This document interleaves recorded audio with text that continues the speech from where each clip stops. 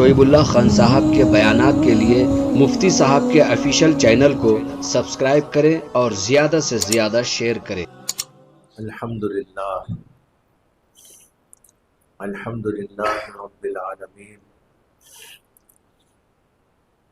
والصلاة والسلام علی سید الانبیاء واشرف المرسلین وعلی آلہ وصحبہ اجمعین، اما بعد فاعوذ باللہ من الشیطان الرجیم، بسم اللہ الرحمن الرحیم، والذین آمنوا اشد حبا للہ۔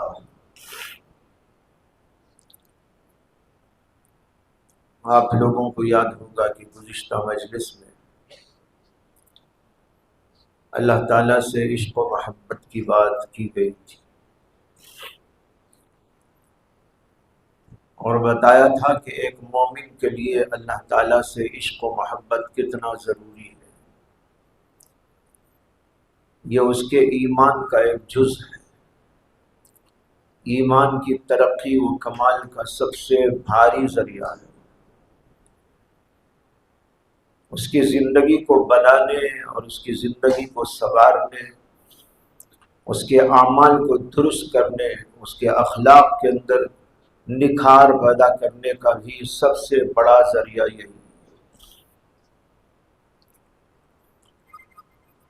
احادیث کے اندر جو باتیں اس سلسلے میں آئی تھی اس کا بھی تذکرہ آپ کے سامنے آیا تھا، قرآن کی آیت بھی آپ کے سامنے پیش کی گئی تھی، والذین آمنوا اشد حبا للہ۔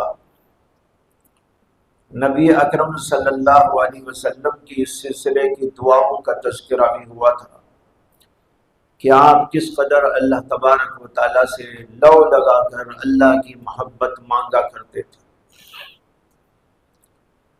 پھر اس کے بعد اس بات کا بھی تذکرہ تفصیل کے ساتھ آ گیا تھا کہ اللہ تعالیٰ کی محبت کے پیدا کرنے میں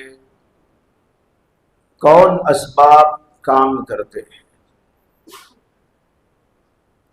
اللہ کی اطاعت، بندگی، ذکر، فکر، تلاوت، یہ وہ اسباب ہیں جو اللہ تعالیٰ کی محبت میں ترقی کا اور اسے کمال تک پہنچانے کا ذریعہ بنتے ہیں۔ اگر آدمی ان چیزوں کی پابندی نہیں کرتا تو اس کے دل سے اللہ کی محبت ختم ہو جاتی ہے، جیسی ہونی چاہیے وہ نہیں رہتی، حالانکہ یہ مومن کے لیے انتہائی ضروری ہے۔ اس سے پہلے کسی اور مجلس کے اندر اس آیت کا میں نے تذکرہ کیا تھا، یا ایھا الذین آمنوا من یرتد منکم عن دینہ فسوف یأتی اللہ بقوم یحبهم ویحبونہ۔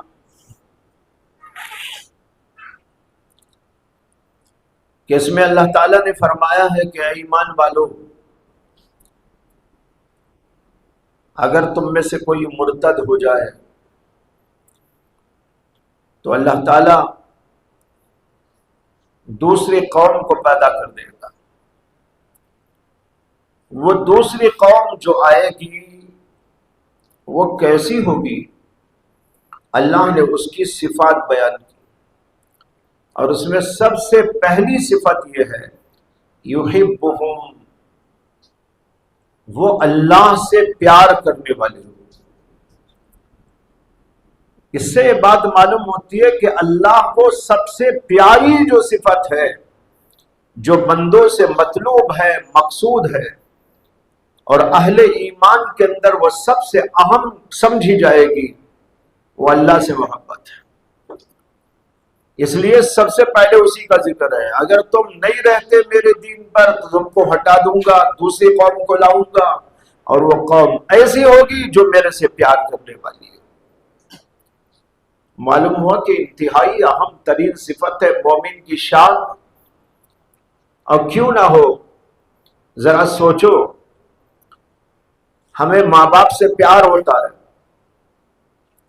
ہمیں اپنے بچوں سے پیار ہوتا ہے،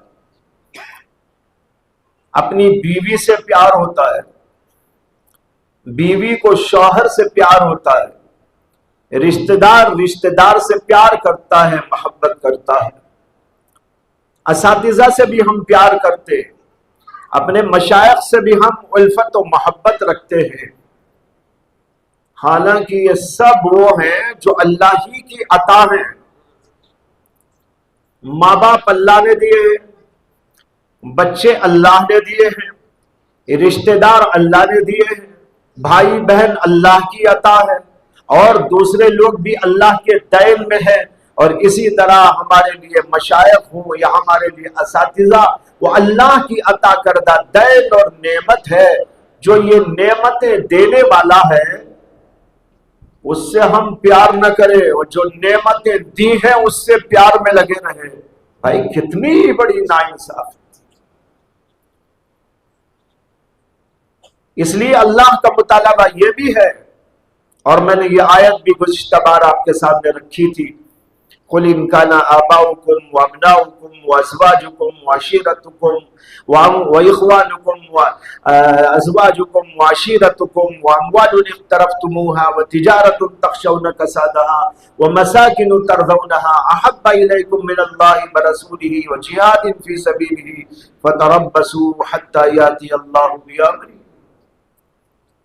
اللہ نے ماں باپ کا، بھائی بہنوں کا، اور بیویوں کا، بچوں کا، مال دولت کا، گھر اور تجارت کا، ان سب کا ذکر کر کے کہا کہ اگر یہ سب چیزیں تمہیں اللہ سے زیادہ، رسول سے زیادہ پیاری ہیں، اللہ کے عذاب کا انتظار کرو۔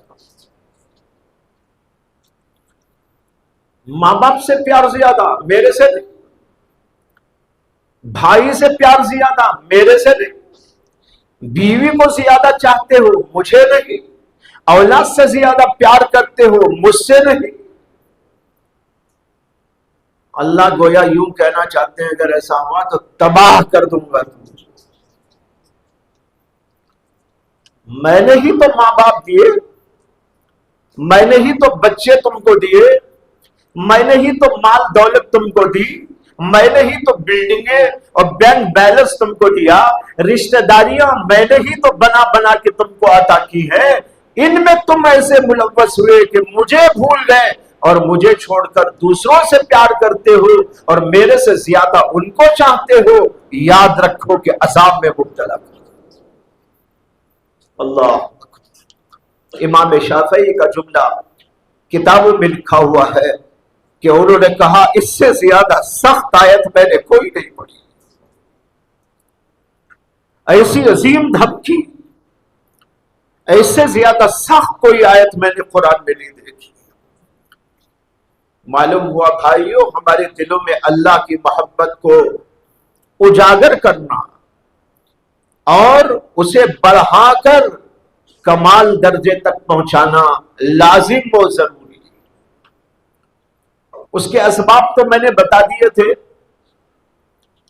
امید ہے کہ آپ نے ان اسباب کو اختیار بھی کیا ہوگا۔ ذکر کا اہتمام، دیکھیے ابھی ذکر ہوا، کچھ لذت آئی کہ نہیں آئی؟ دل میں بیداری آئی کہ نہیں آئی؟ انوار دل پر چھا گئے کہ نہیں چھا گئے؟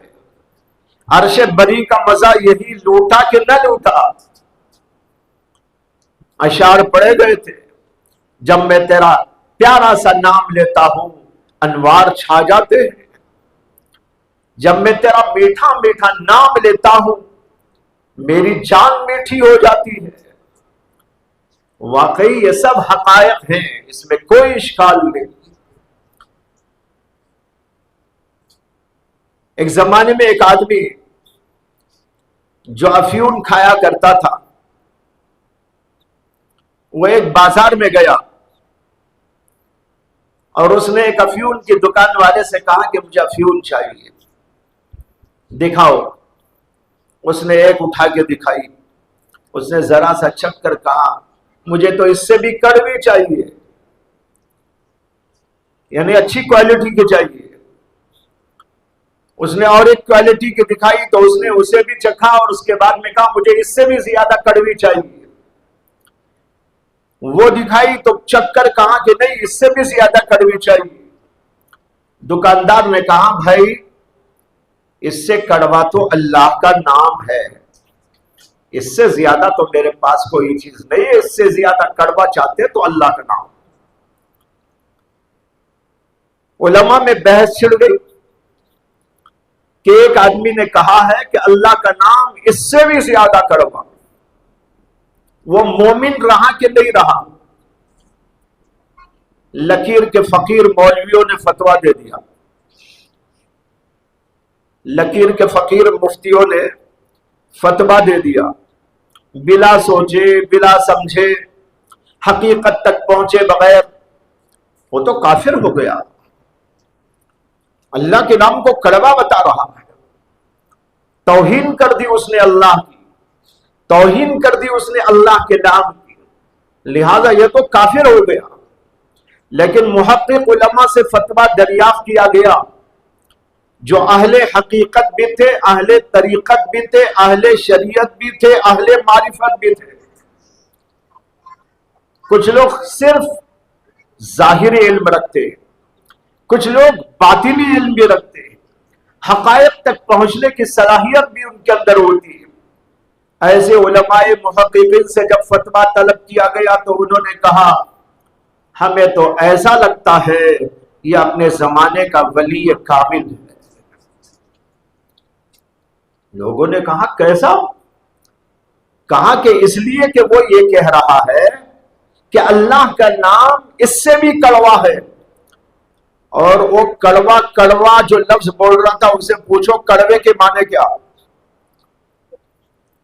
وہ کڑوا بولنے والا یہ بول رہا ہے بالفاظ دیگر مجھے اس سے بھی زیادہ مزیدار چاہیے. اسے کڑوے میں مزہ آتا تھا اس لیے اس نے لفظ کڑوا استعمال کیا، لیکن بولنا کیا ہے اسے؟ مجھے اس سے بھی کڑوا چاہیے، یعنی اس سے بھی لذیذ چاہیے. اس نے اور ایک کوالٹی دکھائی، اس نے کہا نہیں مجھے اس سے بھی کڑوا چاہیے یعنی اس سے بھی لذیذ چاہیے. تیسری کوالٹی دکھائی تو اس نے کہا نہیں بھائی مجھے اس سے بھی کڑوی چاہیے یعنی اس سے بھی لذیذ چاہیے. وہ آدمی کہنے لگا اس سے زیادہ کڑوا چاہتے ہو یعنی اس سے زیادہ لذیذ چاہتے ہو، وہ اللہ کا نام. جس کی زبان سے الفاظ نکلے ہوں گے وہ ظاہر ہے کہ اللہ والا ہی تو ہوگا. اب آپ کو ایک سوال پیدا ہو جائے گا، افیون بیچنا جائز ہے کہ ناجائز؟ افیون بیچنا اگر ناجائز ہے تو اللہ کا ولی کیسا ہو سکتا ہے جو ناجائز بیپار کر رہا ہے؟ مسئلہ سمجھ لیجئے کہ اس کا بیپار ناجائز نہیں ہے،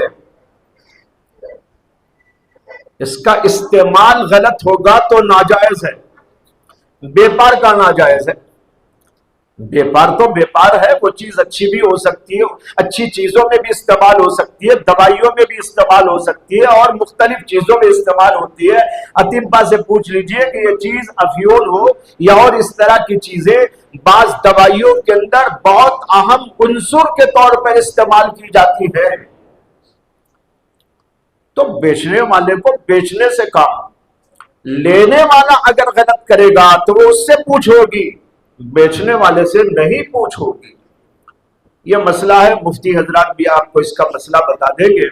بہرحال معلوم ہوا کہ اللہ کا نام بڑا میٹھا. مجھے تو اتنا ہی کہنا ہے، باقی مسائل چھوڑ دیجئے.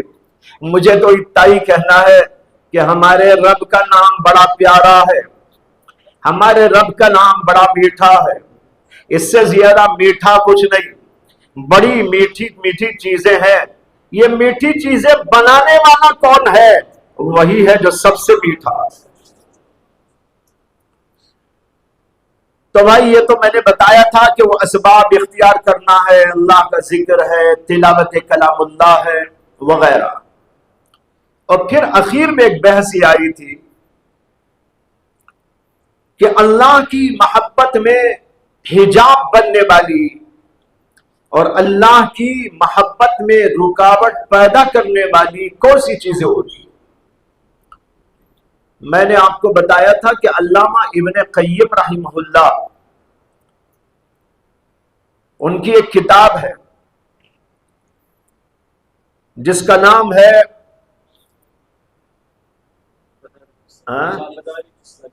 مدارج السالکین. مدارج السالکین یہ منازل السائرین کی شرح ہے. منازل السائرین ایک کتاب ہے، اس کی شرح لکھی علامہ ابن القیم نے. وہ کتاب تصوف کی کتاب ہے. اس کتاب کے شارح علامہ ابن قیم، جن کو لوگ کہتے ہیں کہ تصوف کے منکر تھے، لیکن تصوف پر ایسی کتاب انہوں نے لکھی ہے شاید و باید. ایسی کتاب لکھی، اس کا نام ہے مدارج السالکین. 2 عظیم الشان جلدوں کے اندر ہے. میں علماء سے درخواست کرتا ہوں کہ وہ اس کتاب کو منگائیں اور پڑھیں. منازل السائرین بڑی دقیق ترین کتاب ہے تصوف کے عنوان پر. بڑا جامع ترین متن ہے. وہ اگر شرح نہ ہوتی تو ہم جیسے لوگوں کو سمجھ میں نہ آتی. علامہ ابن القیم نے اپنا سیال قلم اٹھایا اور اس عظیم الشان کتاب کی شرح لکھنے بیٹھ گئے، اور ایسے علوم اس کے اندر بکھیر گئے کہ ایک طرف کتاب حل ہو گئی اور دوسری طرف تصوف زندہ ہو گیا. اس کتاب میں علامہ ابن القیم نے موانع محبت کیا کیا ہیں اس کا تذکرہ کیا ہے. میں گزشتہ بار اجمالاً آپ کے سامنے رکھ دیا تھا، اب تھوڑی سی تفصیل کے ساتھ عرض کروں گا. انہوں نے لکھا ہے کہ 10 حجابات ہیں اللہ کی محبت میں. یہ حجابات آ جائیں گے تو اللہ کی محبت میں آڑ بن کر ہمیں اللہ کی محبت سے محروم کر دیں. ان حجابات کے بارے میں سننے کے بعد آپ لوگوں کے ذہن میں یہ بات بیٹھ جانا چاہیے کہ ہم ان میں سے ایک ایک کو اپنے سے دور کریں گے، ایک ایک کو اپنے دلوں سے نکالیں گے اور پھینکیں گے، تاکہ اللہ کی وہ محبت جس کا مومن کے دل میں پایا جانا فرض ہے بلکہ اہم الفرائض ہے، اس سے ہم غافل نہ رہیں. کیا ہیں وہ حجابات؟ علامہ ابن القیم لکھتے ہیں کہ سب سے پہلا حجاب ہے الجہل باللہ. اللہ سے جاہل رہنا، اللہ سے ناواقف ہونا. جو اللہ سے ناواقف ہو، اس کی صفات سے ناواقف ہو، اس کی قدرت سے ناواقف ہو، اس کے علم سے ناواقف ہو، اس کے کمالات سے ناواقف ہو، تو ظاہر ہے کہ اسے اللہ کی محبت کیسے آئے گی؟ کسی بھی چیز سے محبت ہونا ہے تو سب سے پہلی چیز یہ ہے کہ اس چیز کو جاننا پڑے گا جس سے محبت کی جاتی ہے. جن سے بھی کسی کو محبت ہوتی ہے، پہلے وہ ان کو دیکھتا ہے، اس کے بعد سمجھتا ہے، پھر اس کے بعد لگاؤ ہوتا ہے، پھر اس کے بعد اس سے محبت پیدا ہوتی ہے. اگر ایک آدمی ایک چیز کو جانتا ہی نہ ہو تو اس کے دل کے اندر اس کی محبت کیا خاک آئے. بہت موٹی سی بات ہے جو علامہ لکھ رہے کہ الجہل باللہ، اللہ تبارک و تعالیٰ سے جاہل ہونا، اللہ تبارک و تعالیٰ سے ناواقف ہونا بندے کا، یہ اللہ کی محبت کا سب سے پہلا حجاب ہے. اس کے اندر اللہ کی ذات اور اللہ کی صفات اور اللہ کے کمالات اور اللہ کے افعال سب آ گئے. یہاں پر ایک بات سمجھتے چلے،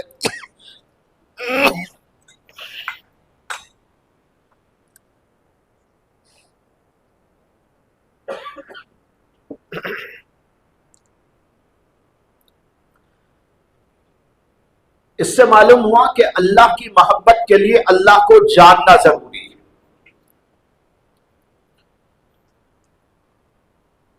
اللہ کو جاننے ہی کے نام سے، اللہ کو جاننے ہی کا نام ایمان ہے.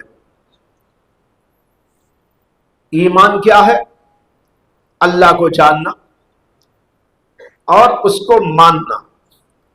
ماننے کا نام ایمان ہے، جاننے کا نام معرفت ہے.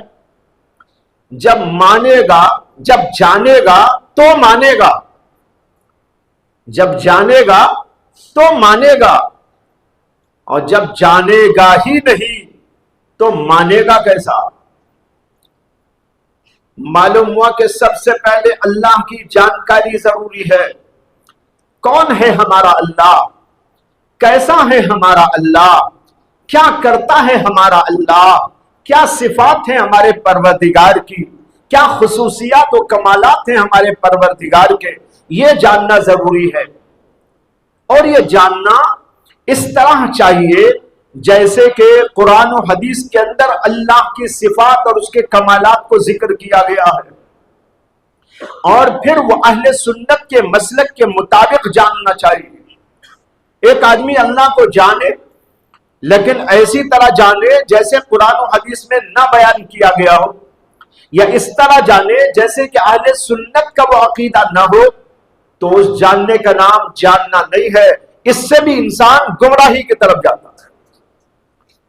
اسی لیے جب عقائد کی کتابیں پڑھائی جاتی ہیں تو عقائد کی کتابوں کے اندر اس کی بڑی بحث آتی ہے.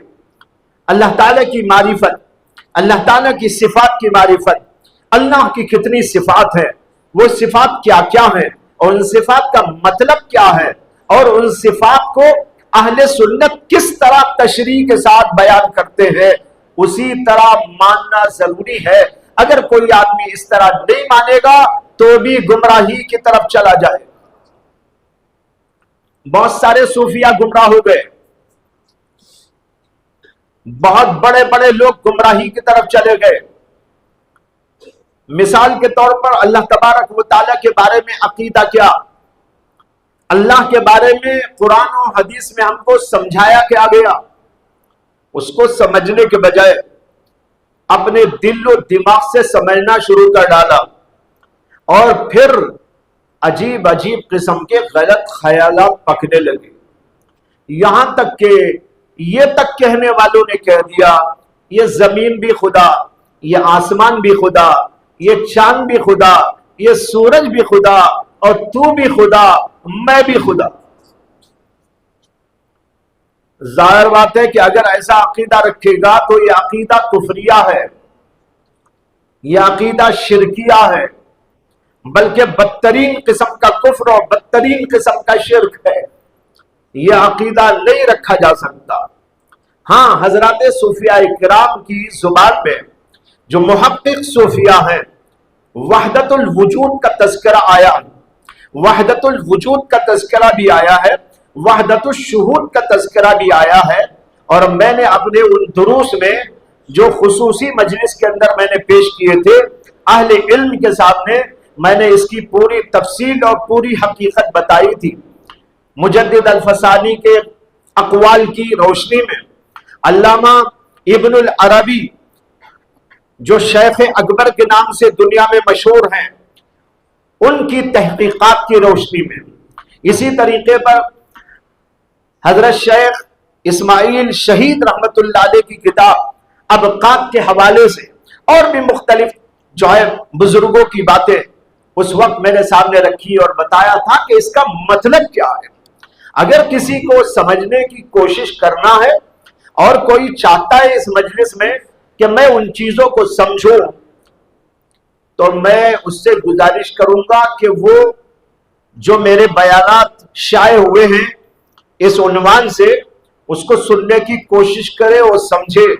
کہیں ایسا نہ ہو کہ ہمارا عقیدہ غلط ہو جائے، قرآن و حدیث کے خلاف ہو جائے، اور بزرگوں کی باتیں نہ سمجھنے کی وجہ سے ہم کسی غلط فہمی کا شکار ہو جائے اور اللہ سے دور ہوتے چلے جائے، اور ہم سمجھتے رہے کہ ہم اللہ سے قریب ہوتے چلے گئے.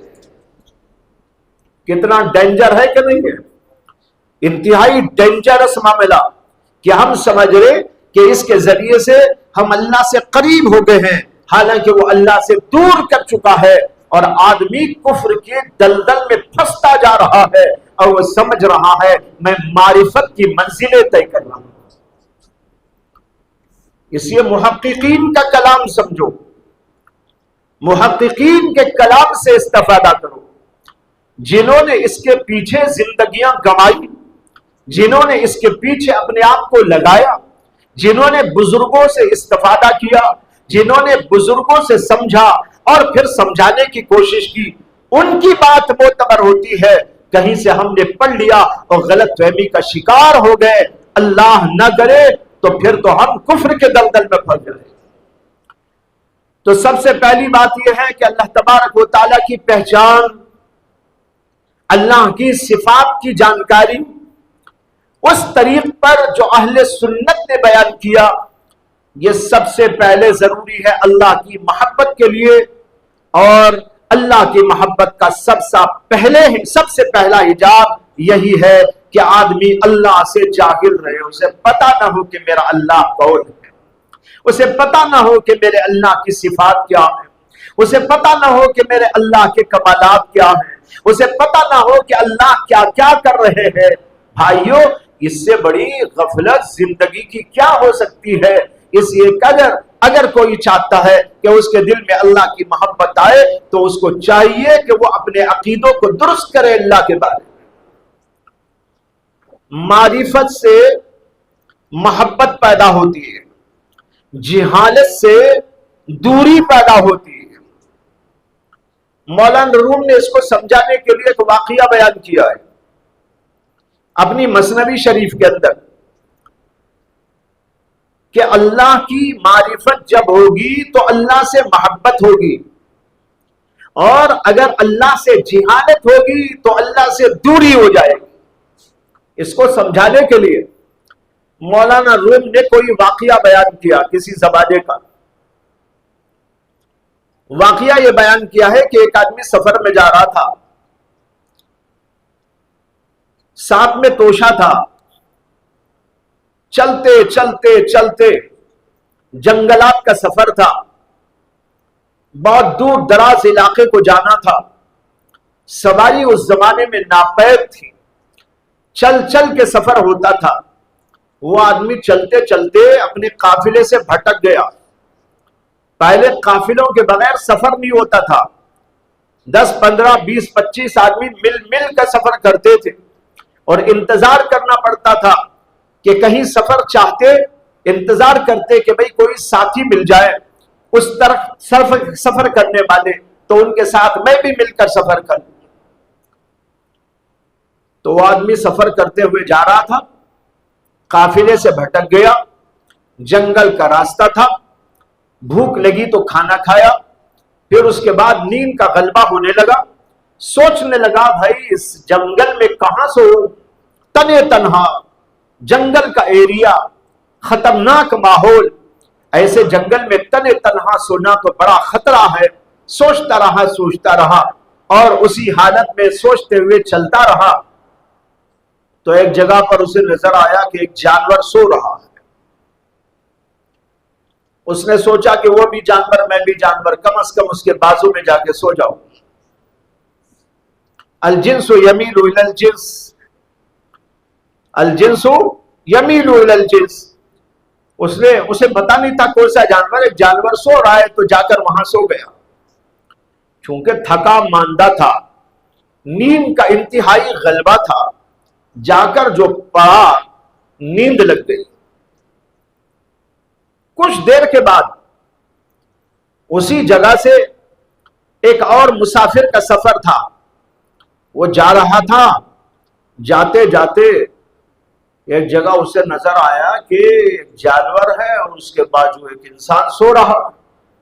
غور سے دیکھا تو وہ شیر تھا،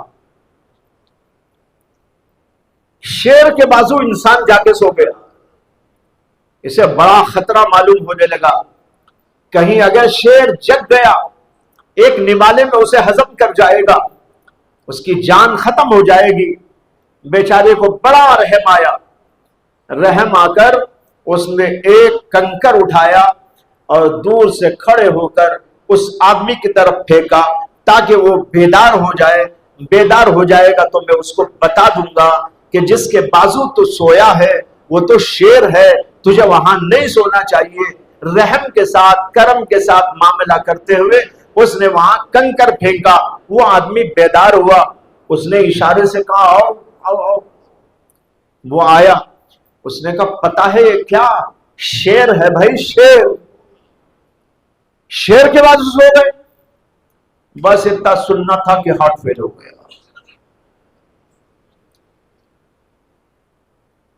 مولانا روم لکھتے ہیں جب تک اسے علم نہ تھا شیر کا، اس وقت تک آرام سے سو رہا تھا، لیکن جو ہی اسے پتا چلا کہ وہ شیر ہے تو اس کے دل میں معرفت آئی، معرفت نے اپنا اثر دکھایا۔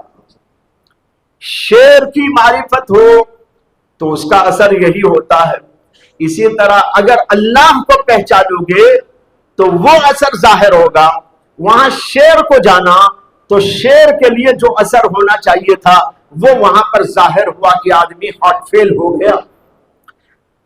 اسی طرح اگر کوئی آدمی اللہ کو جانے گا، خوف خدا بھی دل میں آئے گا، اللہ کی اگر صفات جمیلہ کو جانے گا تو اس کے دل کے اندر اللہ کی محبت بھی آ جائے گی۔ جب وہ جانے گا میرا پروردگار رزاق ہے، میرا پروردگار رحیم ہے، میرا پروردگار رحمان ہے، میرا پروردگار کریم ہے، میں کریم کا بیٹا ہوں، میں کریم کا بندہ ہوں، میں رحمان کا بندہ ہوں، میں رحیم کا بندہ ہوں، میں کریم کا بندہ ہوں، میں رزاق کا بندہ ہوں۔ اب اتنا سوچنے کے بعد دل میں محبت آئے گی کہ نہیں آئے گی؟ سوچ کے دیکھو۔ اس کا مطلب یہ ہوتا ہے کہ میں کھانا کھا رہا ہوں تو وہی مجھے دے رہا ہے، میرے اوپر رحم و کرم کی بارش ہو رہی ہے تو اسی کی جانب سے ہو رہی ہے، میرے مسائل حل ہو رہے ہیں تو اسی کی طرف سے ہیں۔ یہ سوچنے کے بعد، اس بات کو سمجھ لینے کے بعد اس کے دل کے اندر اللہ کی محبت ضرور سما جائے گی۔ اس لیے اللہ کی ان صفات کو جاننا انتہائی ضروری ہے۔ اگر نہیں جانے گا تو اس کے دل کے اندر اللہ کی محبت نہیں آ سکتی۔ اللہ سے جاہل رہتے ہوئے کوئی بھی شخص ایسا نہیں ہو سکتا کہ اللہ کی محبت اس کے دل میں آ جائے۔ مولانا لکھتے ہیں آگے، دوسرا سبب یا دوسرا حجاب وہ ہے جہل باحکام اللہ۔ پہلا سبب تھا، پہلا حجاب تھا جہل باللہ، اللہ سے جاہل رہنا۔ دوسرا سبب بتا رہے ہیں جہل باحکام اللہ، اللہ کے احکام سے ناواقف ہونا۔ یہ بھی اللہ تعالی کی محبت میں مانے بننے والی چیز ہے۔ اللہ تعالیٰ کے بہت سارے احکامات ہیں، اللہ نے کچھ چیزوں سے منع کیا، کچھ چیزوں کا ہم کو حکم دیا۔ جب بندہ اس کو جانے گا، مجھے اللہ نے احکام دیے، ان چیزوں سے مجھے منع کیا، اور پھر وہ اس کے ساتھ یہ جانے گا کہ میرا رب حاکم بھی ہے اور حکیم بھی ہے۔ حاکم ہونے کی وجہ سے اس نے احکام دیے۔ جب وہ میرا حاکم، حکم دینے والا، میں اس کا محکوم، میں اس کا تابعدار، میں اس کا غلام، تو مجھے میرے آقا سے محبت کیوں نہ ہونا چاہیے؟ ضرور اس کے دل میں اللہ کی محبت آئے گی۔ دوسرے وہ یہ بھی سمجھے گا کہ میرا جو حاکم ہے وہ ویسے ہی حاکم نہیں ہے جیسے دنیا کے حاکم، میرا حاکم حکیم بھی ہے، اس کے ہر حکم کے اندر مصلحت موجود ہے، اس کے ہر حکم کے اندر میری حکمت کار فرما ہے، میری حکمتوں، میری مصلحتوں، میرے لیے ضرورتوں، میری سہولتوں کا اس کے اندر اہتمام ہے۔ اس لیے جو کچھ کے مجھ کو اس نے حکم دیا ہے وہ عین میرے مطابق ہے، میری زندگی کے مطابق ہے، میری طبیعت کے موافق ہے۔ اور میری ضرورت کے مطابق ہے، میری سہولت کے مطابق ہے، بڑی حکمتیں ہیں اس کے احکام کے اندر۔ جب بندہ اس کو سمجھ لے گا تو ضرور اللہ سے اس کے دل میں محبت آ جائے۔ بعض لوگ جو اللہ کے احکام سن کر اور پڑھ کر ذرا دور ہو جاتے ہیں، آپ کہیں گے ایسے بھی ہیں؟ جی ایسے بھی ہیں، جو اللہ کے احکام پڑھتے ہیں اور اللہ سے دور ہو جاتے ہیں۔ اللہ تعالیٰ نے سود کو حرام قرار دیا، بھائی یہ اس زمانے میں چلنے والا نہیں ہے۔ اللہ تعالیٰ نے پردے کا حکم دے دیا، عورتوں کو اندر گھروں میں رہنے کی تاکید کر دی گئی، ان کی آزادی کو چھین لیا گیا، ان کے اوپر ظلم کیا جا رہا ہے۔ یہ انداز سے جب بندہ سوچتا ہے تو ظاہر باتیں دوری بڑھتی ہے، لیکن جو میں نے عرض کیا وہ اگر ذہن میں ہوگا تو اللہ کی محبت بڑھتی ہے۔ وہ بھی ایک قسم کی جہالت۔ یہاں جو کہا علامہ نے جہل باحکام اللہ، اس کا مطلب یہی ہے کہ احکام سے مراد احکام کی نزاکتیں، احکام کی علتیں، احکام کی مصلحتیں، احکام کی اندر رکھی ہوئی جو حکمتیں ہیں ان سب سے وہ غافل ہے۔ معلوم ہوا کہ اللہ کے احکام کو جان کر ان کی حکمتوں کو سمجھیں گے تو اللہ کی محبت بڑھتی چلی جائے گی۔ لیکن عام طور پر ان چیزوں کو پڑھتے نہیں، سمجھتے بھی نہیں، دور رہتے ہیں۔ لہذا اس کو بھی پڑھنے کی کوشش کرو، سمجھنے کی کوشش کرو کہ اللہ کی حکمتیں کیا۔ اس نے یہ سارے احکام جو بندوں پر لاگو کیے، ایک ایک حکم کے اندر بے شمار مصلحتیں موجود ہیں۔ ہاں بعض وقت انسان کو سمجھ میں نہ آئے تو اتنا سمجھ لے کہ بھائی وہ حکیم ہے۔ جب وہ حکیم ہے تو اس کا ہر حکم حکمتوں پر مشتمل ہے، مصلحتوں پر حاوی ہے۔ اس لیے مجھے اعتراض اس پر نہیں کرنا چاہیے، اور میرے دل میں بھی اس پر اعتراض نہیں آنا چاہیے۔ جو اس طرح سوچے گا اسے تو کوئی مسئلہ نہیں، لیکن جو دوسرے رخ پر سوچے گا، اپنی عقل سے سوچے گا اور حکمتوں اور مصلحتوں پر نظر ہی نہ کرے گا، اسے ہو سکتا ہے کہ اعتراض ہو جائے۔ تو علامہ کہتے ہیں کہ اللہ تعالیٰ کے احکام سے جہالت، یہ بھی اس بات کا بڑا سبب ہے کہ اللہ تعالیٰ کی محبت نہیں پیدا ہوتی۔ اللہ کی محبت پیدا کر لے، اللہ کے احکام کو پڑھو، اللہ کے احکام پر غور فکر کرو، آپ کو سمجھ میں آئے گا۔ موٹی موٹی جو چیزیں ہیں اس پر عام لوگ بھی غور و فکر کر سکتے ہیں کہ اس کے اندر کیسی کیسی حکمتیں اللہ تبارک و تعالی نے رکھی ہے۔ ان حکمتوں پر تھوڑی سی بھی نظر جائے گی تو اللہ تبارک و تعالی سے انتہائی محبت پیدا ہو جائے گی۔ مثال کے طور پر اللہ تبارک و تعالی نے ہمیں نماز کا پابند کیا، حکم ہے اس کا، لیکن آپ کبھی غور کیجئے کہ اللہ تعالیٰ نے 5 وقت نماز فرض کی، لیکن ترتیب عجیب و غریب رکھی۔ فجر میں انسان اٹھتا ہی ہے، اٹھنا ہی چاہیے۔ جب رات بھر آرام کیا، اللہ نے اسے سونے کی نعمت سے نوازا، یعنی نیند کی نعمت سے نوازا، اور نیند کے ذریعے اسے آرام ملا، سکون ملا، طبیعت بحال ہو گئی، فریش ہو گئی۔ اب صبح میں اٹھ رہا ہے، اللہ کا حکم ہے اٹھ کر سب سے پہلے میرے لیے نماز پڑھو۔ کیوں بھائی؟ اس لیے کہ نعمت نیند میں نے تم کو دی،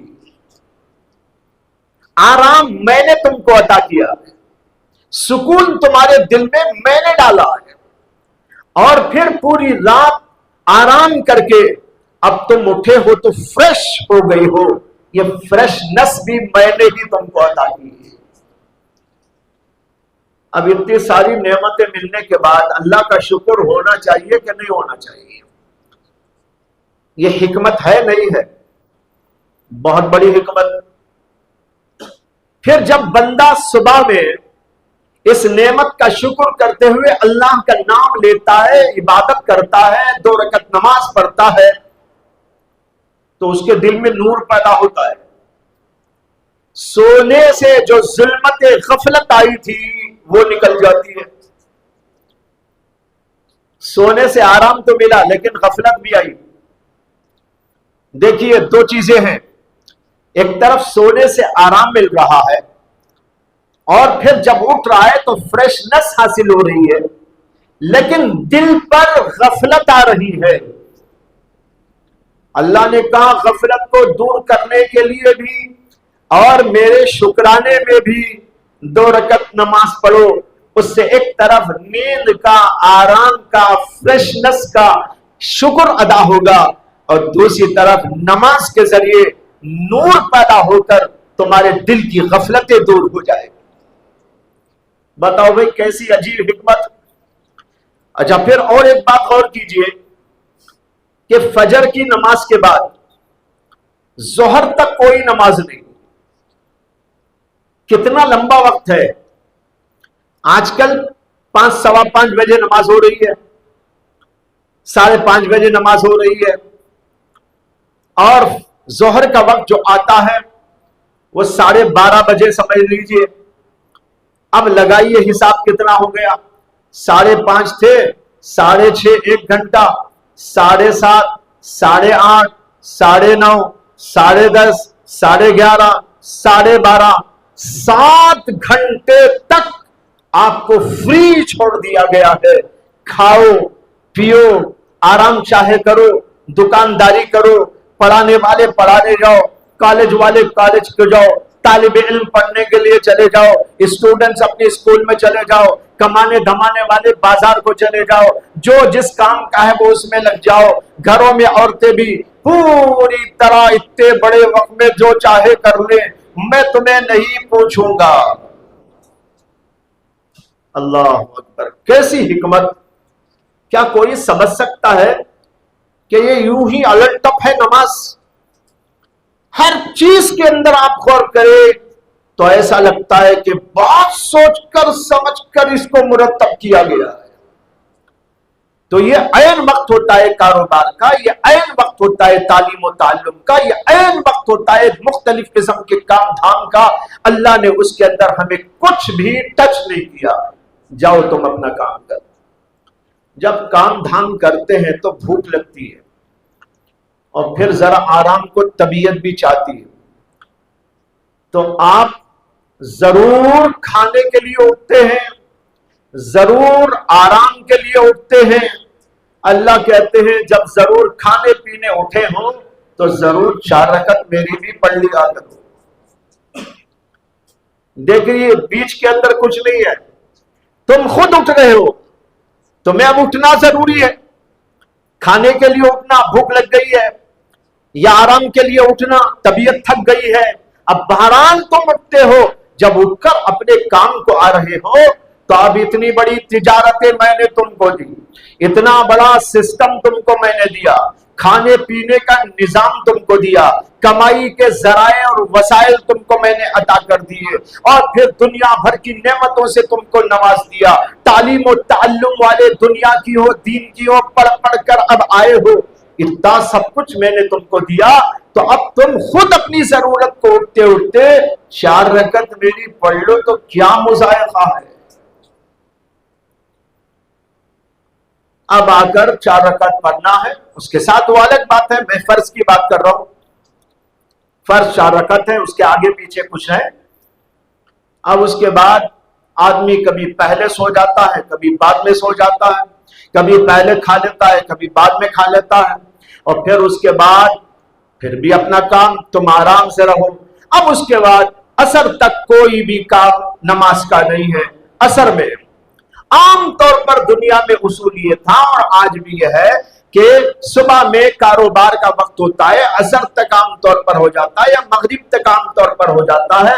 اب یہاں پر نماز عصر کی ہے، پھر تھوڑا سے وقفے کے بعد مغرب کی نماز ہے، اور مغرب کی نماز میں اٹھنے کے بعد بہت سارے علاقوں میں آج بھی کھاتے ہیں پیتے، کھانے پینے کا وقت ہے.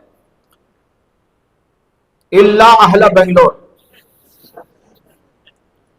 इल्ला आला बंगलोर वाले नहीं, या कर्नाटक वाले शायद, इनको तो रात के 12 बजे खाना है।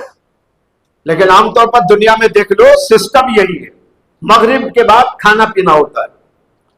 अब सारा काम धाम करके मगरिब में नमाज पढ़ी, फिर खाना वाना खाया, फिर सोना है, 4 रकात पढ़ो, अल्लाह का नाम लेकर सो जाओ। या ऐसा सिस्टम अल्लाह ने बनाया कि हमारी दुनिया में कहीं कोई हरज बाकी नहीं होता, और फिर बीच बीच में ये नमाजें ला कर हमारी गफलतों के पर्दों को दूर किया जाता है, उठाया जाता है, नूर पैदा किया जाता है हमारी जिंदगी के अंदर। इसके लिए इसके अंदर से बहुत सारे दीन के चश्मे उभरते रहते हैं, अल्लाह का नाम बुलंद होता रहता है। गोया कि हम दुनिया के एतबार से जिंदगी के साथ साथ अपने दिल की जिंदगी को भी बनाते रहते हैं। ये मैंने एक मिसाल दी समझाने के लिए। इसी तरह तमाम की तमाम चीजों पर आप गौर करें तो अल्लाह की हिकमत और अल्लाह की मसलियत हर जगह समझ में आएगी। और ये नमाज पढ़ना, बहुत सारी चीजें इसके अंदर है। यहाँ वक्त नहीं कि मैं इन सारी चीजों पर तफसीली गुफ्तगू करूं, इसलिए कि ये तो हफ्ते की मजलिस नहीं है, ये तो है माहाना मजलिस। इसके अंदर ज्यादा तफसील में जाऊंगा तो बहुत सारे उमूर रह जाए।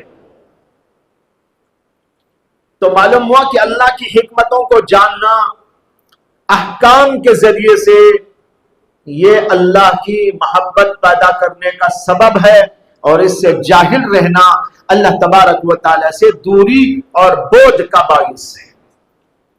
तीसरे नंबर पर अल्लामा कहते हैं गफलत अन ताअतिल्लाह, अल्लाह तबारक व तआला की इताअत और बंदगी से गफलत बरतना, ये अल्लाह ताला की मोहब्बत से आदमी को दूर कर देता है। अल्लाह ताला जो अहकाम दे चुके और इंसान उनको पढ़ चुका, उनको जान चुका, जानने से उसे समझ में भी आ गया, उसके बावजूद वो उसकी इताअत नहीं करता, उसमें गफलत बरतता है। नमाज के वक्त नमाज नहीं, रोजे के वक्त रोजा नहीं, हज के वक्त हज नहीं, इबादत के वक्त इबादत नहीं, जिक्र और फिक्र नहीं, और मुख्तलिफ इबादतें नहीं, और अहकाम की इताअत नहीं, हलाल और हराम की तमीज नहीं, अच्छे और बुरे का फर्क नहीं। इस तरह अगर जिंदगी कर रहा हो तो उस आदमी को कभी अल्लाह की मोहब्बत नहीं मिल सकती। बहुत बड़ा हिजाब, और जानकर अगर ये कर रहा है तो वो डबल हिजाब है। अल्लाह के अहकाम को जान भी लिया, पढ़ भी लिया, लेकिन इताअत की तरफ नहीं आता, तो इसके अंदर अल्लाह तबारक व तआला से एक किस्म का तारुज़ है। क्या है? तारुज़, टकराव।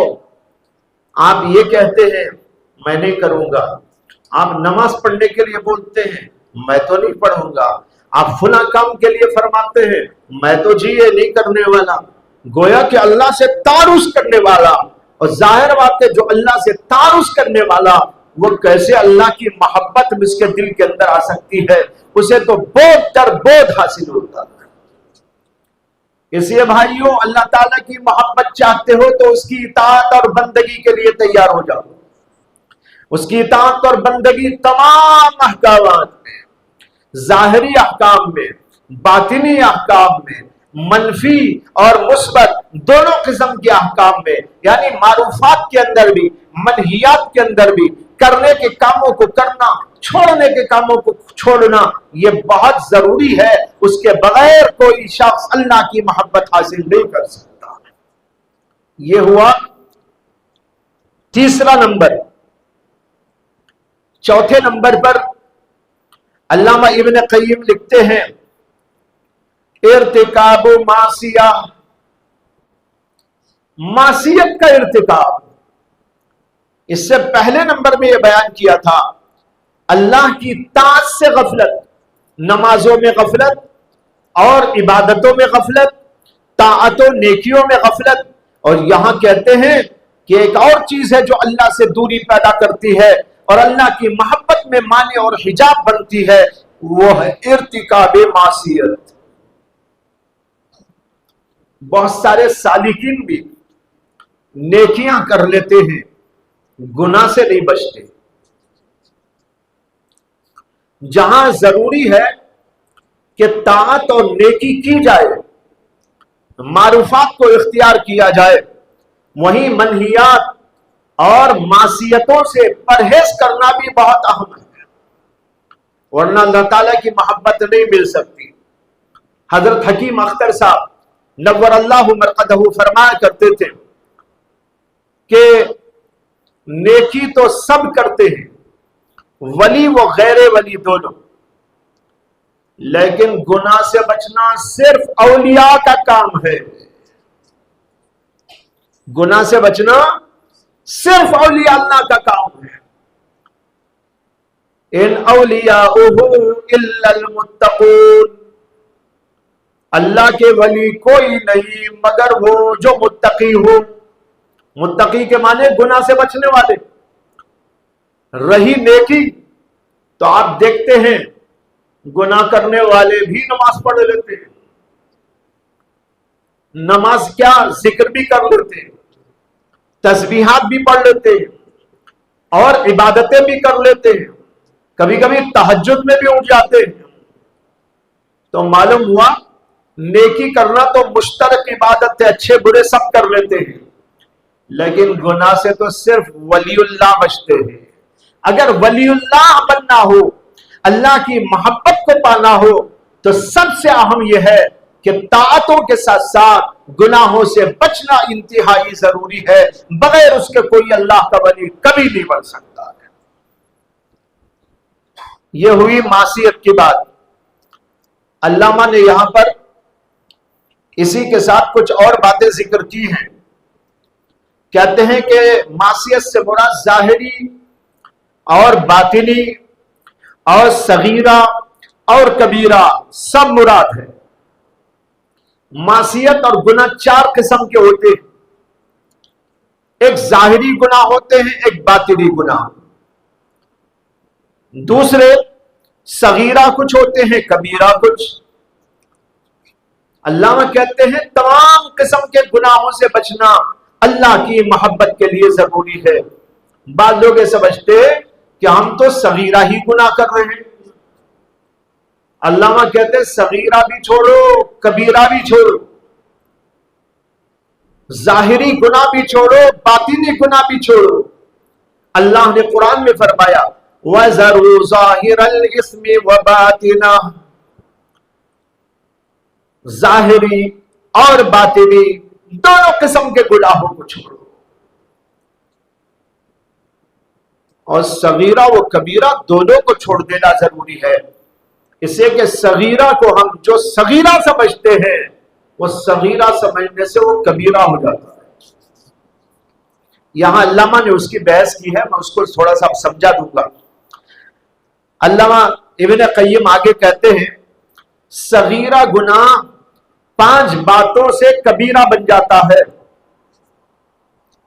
صغیرہ گناہ 5 باتوں سے کبیرہ گناہ بن جاتا ہے۔ بہت اہم ترین بات ہے، اور علماء نے بھی لکھا ہے۔ یہاں اس وقت میرے سامنے علامہ کی عبارت، اسی ان کا حوالہ دے رہا ہوں۔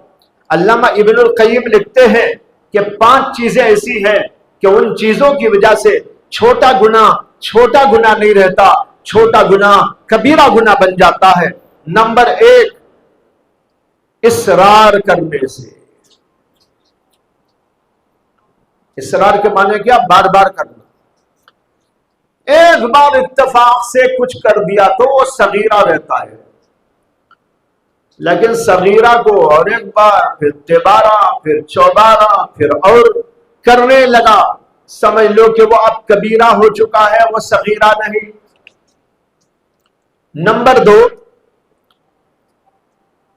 گناہ کو ہلکا سمجھنے سے۔ صغیرہ گناہ کو آپ نے سمجھا کیا ہے، کوئی بات نہیں۔ علامہ کہتے ہیں استخفاف سے، ہلکا سمجھنے سے صغیرہ گناہ کبیرہ ہو جاتا ہے۔ نمبر 3، مجھے تو یہ پڑھتے ہوئے بھی ڈر لگ رہا ہے، مجھے خود میرے اوپر بھی اندیشہ ہو رہا ہے۔ علامہ کہتے ہیں تیسری بات جس سے کہ صغیرہ گناہ کبیرہ بن جاتا ہے وہ ہے تلذذ بالمعصیت۔ اللہ اکبر، کیا ہے؟ تلذذ بالمعصیت، معصیت سے لذت حاصل کرنا، یعنی لذت کے لیے کرتے رہنا، بہت ڈینجر بات ہے۔ علامہ کہتے ہیں صغیرہ سے صغیرہ گناہ بھی تلذذ بالمعصیت کے طور پر کرتا رہتا ہے تو وہ کبیرہ بن جاتا ہے۔ اور نمبر 4، انجام سے غفلت، صغیرہ گناہ کے انجام سے غفلت رہی، کیئر نہیں کر رہا اسے، کچھ بھی ہو بھائی چھوٹا گناہ ہی تو ہے۔ آپ کو معلوم ہے چھوٹے گناہ کی مثال کیا ہے؟ حضرت سیدنا عبداللہ بن مسعود نے اس کی مثال دی چنگاری سے۔ انہوں نے کہا چھوٹے گناہ کی مثال ایسی ہے جیسے چنگاری، چنگاری کو چھوٹا سمجھ کے چھوڑ دو گے، انجام کیا ہوگا؟ آگ دہک جائے گی۔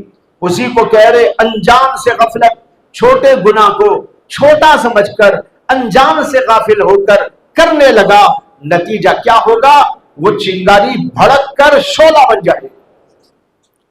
4 باتیں ہوئی، اور 5ویں بات اعلان گناہ، گناہ کر کر کسی کو بتانا، میں نے ایسا کیا، مجھے ایسا لگا، میں ویسا کیا، میں وہاں گیا۔